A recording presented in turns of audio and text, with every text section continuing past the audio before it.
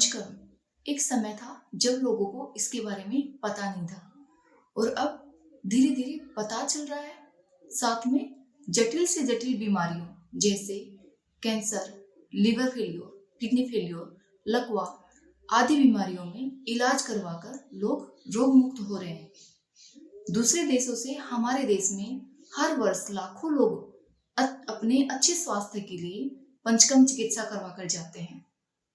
पंचकर्म जैसा नाम से पता चल रहा है, पंच मतलब पांच, कर्म मतलब क्रिया।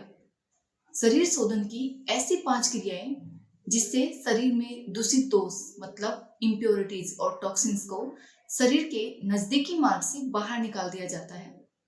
और इस तरह जब शरीर के दोष को, दूषित दोषों को, इम्प्योरिटीज को शरीर से बाहर निकाल दिया जाता है तो रोग या बीमारियां जड़ से ठीक हो जाते हैं और शरीर रोग मुक्त हो जाता है। तो आज पंचकर्म के बारे में पूर्ण जानकारी के लिए वीडियो को अंत तक जरूर देखिए। और जिन लोगों ने हमारे चैनल को अभी तक सब्सक्राइब नहीं किया है वो स्वास्थ्य संबंधी जानकारी से जुड़े रहने के लिए चैनल को जरूर सब्सक्राइब करें। अभी बहुत सारे लोगों के मन में सवाल होता है कि जो बीमार व्यक्ति है उसके लिए तो पंचकर्म चिकित्सा ठीक है, लेकिन जो स्वस्थ व्यक्ति है उसके दूषित दोष या टॉक्सिन्स होते हैं वो तो हर दिन मलमूत्र और पसीना के द्वारा बाहर निकल जाते हैं, तो फिर उनको पंचकर्म चिकित्सा की क्या जरूरत है। तो उसके लिए सभी को एक उदाहरण समझना होगा कि हर दिन हम अपने घर की सफाई करते हैं, कचरे को बाहर निकाल देते हैं, घर साफ हो जाता है।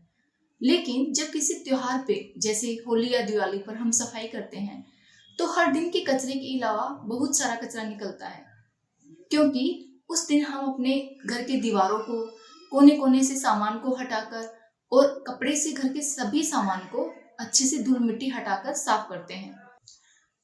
ठीक इसी तरह बीमार या स्वस्थ व्यक्ति इन सभी के सप्त धातुओं जैसे त्वचा, रक्त, मांसपेशियां, किडनी, लिवर, स्टमक, आंतें आदि में जमा अशुद्धियों को पंचकर्म चिकित्सा द्वारा शरीर से बाहर निकाल दिया जाता है।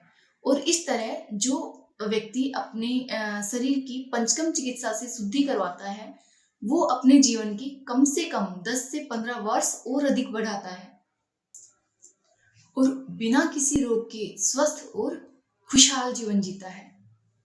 नमस्कार, मैं हूं डॉक्टर सुशील त्रिपाठी। आयुर्वेदिक केयर चैनल में आप सभी का स्वागत करती हूँ।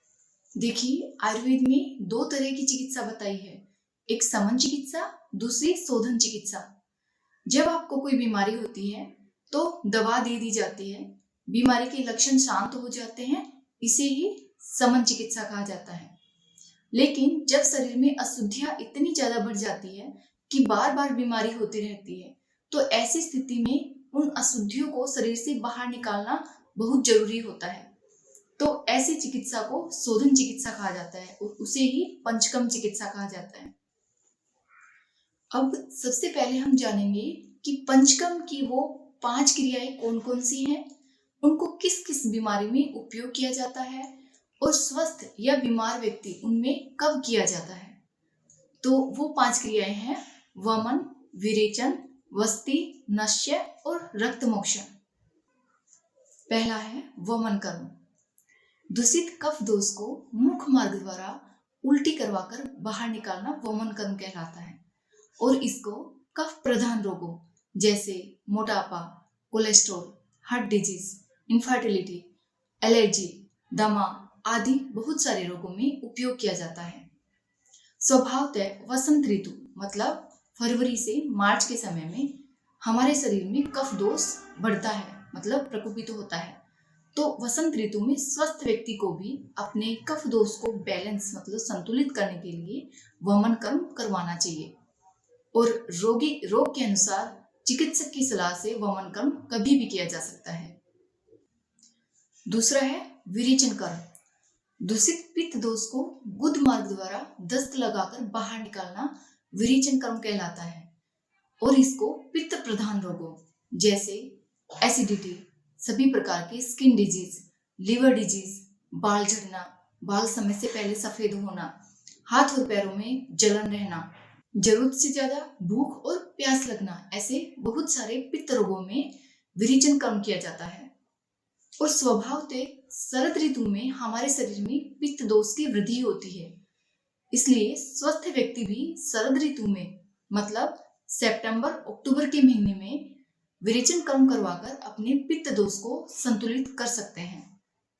और रोग अनुसार विरेचन कर्म चिकित्सक की सलाह से कभी भी किया जा सकता है। तीसरा है वस्तीकरण। शरीर में वात दोष दूषित होने पर औषधियों से तैयार किए हुए घी, तेल और क्वाथ को गुद मार्ग, मूत्र मार्ग और योनि मार्ग द्वारा शरीर में पहुंचाना वस्तीकरण कहलाता है। और वस्तीकरण को वात प्रधान रोगों जैसे लकवा, हड्डी व जोड़ों का दर्द, शरीर में बल का क्षय होना, वजन का कम होना, शरीर में जकड़ाहट, लंबे समय से मल व मूत्र का अवरोध होना, हाथ पैरों में कंपन, एनिद्रा, ड्राई और रफ स्किन, ऐसे बहुत सारे वात रोगों में वस्ती चिकित्सा की जाती है। स्वभावतः वर्षा ऋतु में हमारे शरीर में वात दोष की वृद्धि होती है। इसलिए स्वस्थ व्यक्ति को भी वर्षा ऋतु में मतलब जुलाई से सितंबर के समय में वस्ती चिकित्सा करवाकर अपने वात दोष को संतुलित मतलब बैलेंस करना चाहिए। और रोग अनुसार आयुर्वेदिक चिकित्सक की सलाह से वस्तीकरण कभी भी किया जा सकता है। देखिए, आयुर्वेद में वात, पित्त, कफ, इन तीनों दोषों में वात दोष को प्रधान बताया है। और वस्ती चिकित्सा वात दोष की सर्वश्रेष्ठ चिकित्सा है। ज्यादातर रोग भी वात दोष की वजह से होते हैं। इसीलिए आयुर्वेद में वस्ती को अर्ध चिकित्सा कहा है, क्योंकि ज्यादातर रोगों की चिकित्सा वस्ती चिकित्सा द्वारा की जाती है। आयुर्वेद में वात की तुलना भगवान शिव से की है। और जब भगवान शिव का संतुलन बिगड़ता है तो प्रलय शुरू हो जाती है। ठीक उसी तरह जब हमारे शरीर में वात का संतुलन बिगड़ता है तो धीरे धीरे बहुत सारे रोग होने शुरू हो जाते हैं और हमारे शरीर को नष्ट कर देते हैं। इसलिए हम सभी को अपने वात दोष को बैलेंस मतलब संतुलित करके रखना चाहिए और वस्ती चिकित्सा हर किसी को जरूर करवानी चाहिए। चौथा है नस्य कर्म। औषधियों से तैयार किए हुए घी, तेल या क्वाथ को नाक में डालना नस्य कर्म या नस्य चिकित्सा कहलाती है। नस्य कर्म को नाक, कान, गला, सिर के रोग व सभी प्रकार के वात रोगों जैसे cervical spondylitis, paralysis, facial paralysis, इन सभी रोगों में नस्य कर्म द्वारा चिकित्सा की जाती है। और स्वस्थ व्यक्ति अपने सभी सेंस ऑर्गन्स को हेल्दी रखने के लिए सभी ऋतुओं में नस्य कर्म कर सकते हैं। पांचवा है रक्त मोक्षण। खून में बढ़ी हुई अशुद्धियों को सिरा से श्रृंग, अलाबू या चोक लगाकर अशुद्ध रक्त को शरीर से बाहर निकालना रक्त मोक्षण कहलाता है। और इसको सभी प्रकार के स्किन डिजीज जैसे eczema, psoriasis, high blood pressure, varicose veins, alopecia और ब्लड रिलेटेड ज्वाइंट पेन जैसे वात रक्त, गाउट, इन सभी में रक्त मोक्षण चिकित्सा की जाती है। रक्त मोक्षण चिकित्सा सामान्यतः शरद ऋतु में मतलब सितंबर अक्टूबर के महीने में की जाती है और रोग अनुसार चिकित्सक की सलाह से कभी भी रक्त मोक्षण करवाया जा सकता है। तो ये 5 है प्रधान कर्म। और जिस तरह से कोई भी सर्जरी करवाने से पहले प्री सर्जिकल प्रोसीजर्स होते हैं जैसे ब्लड टेस्ट वगैरह करवाना, ठीक उसी तरह से पंचकर्मा से पहले प्री पंचकर्मा प्रोसीजर होते हैं जिसे पूर्व कर्म कहते हैं।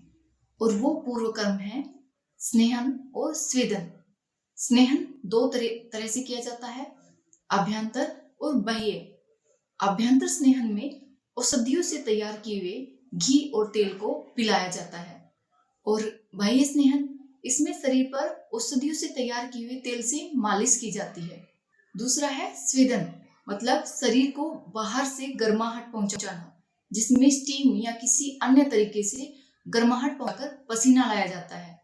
और इस तरह स्नेहन और स्वेदन करने से शरीर के सप्त धातुओं में मतलब माइन्यूट चैनल्स तक जो दूषित दोष होते हैं, जो इम्प्योरिटीज चिपकी हुई उनको पिघलाकर आमाशय तक लाया जाता है। और जब प्रधान कर्म मतलब वमन विरेचन आदि किए जाते हैं, उस समय आमाशय से उन दूषित दोष, उन इम्प्योरिटीज को शरीर के नजदीकी मार्ग जैसे मुख मार्ग और गुद मार्ग से बाहर निकलना आसान। और आखिरी में है संसर्जन कर्म मतलब पोस्ट पंचकर्म प्रोसीजर। मुख्य पंचकर्म के बाद कुछ दिनों तक चिकित्सक की सलाह से हल्के भोजन से सामान्य भोजन तक आने के समय को संसर्जन काल कहा जाता है, क्योंकि पंचकर्म के बाद हमारी पाचक अग्नि मंद पड़ जाती है और उस समय अगर सामान्य या गुरु भोजन दिया तो पाचक अग्नि और अधिक मंद हो जाती है। और ऐसा करने से पंचकर्म चिकित्सा के फायदे की जगह बहुत सारे नुकसान जरूर होते हैं। इसलिए अपनी पाचक अग्नि को बढ़ाने के लिए लघु आहार से सामान्य आहार तक के 5 से 7 दिन का समय जो दिया जाता है, उसमें चिकित्सक की सलाह अनुसार सभी नियमों का पालन करना चाहिए और पंचकर्म चिकित्सा का पूर्ण लाभ उठाना चाहिए। हमारी यही कामना है आप सभी आयुर्वेद अपनाएं तथा स्वस्थ, दीर्घ और खुशहाल जीवन जिए। धन्यवाद।